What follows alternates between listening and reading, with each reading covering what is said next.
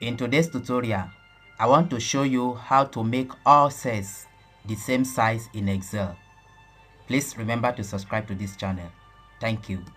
So this is very useful, especially when you copy a table from somewhere else and paste it in Excel. Instead of adjusting the column one by one or adjusting the rows one by one, you can adjust everything at once. And that's what I want to show you. For instance, you can see that all these columns are not the same size. So how to make everything the same size? So to do that, come to this very end here. You can see a drop down here. So click on it. It will select all the column and all the rows of this sheet.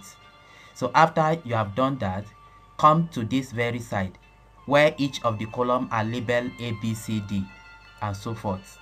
So come to here, then if you place your cursor around here, you see a fainted line, and you can see by the time your cursor turned cross, that means it's capable of selecting this very line. So now click and drag to the size you want it to be.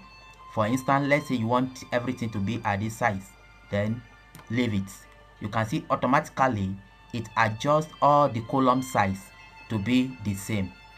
Similarly, if you want to do for the row the same thing, you can see that the rows are not equal. So to make it equal, come here, click and drag to the size you want it to be, then leave it. So it will adjust everything to be the same. As you can see, all the columns are the same and all the rows are the same now. So this is what I want to show you in this tutorial, and I hope you like it. Please subscribe.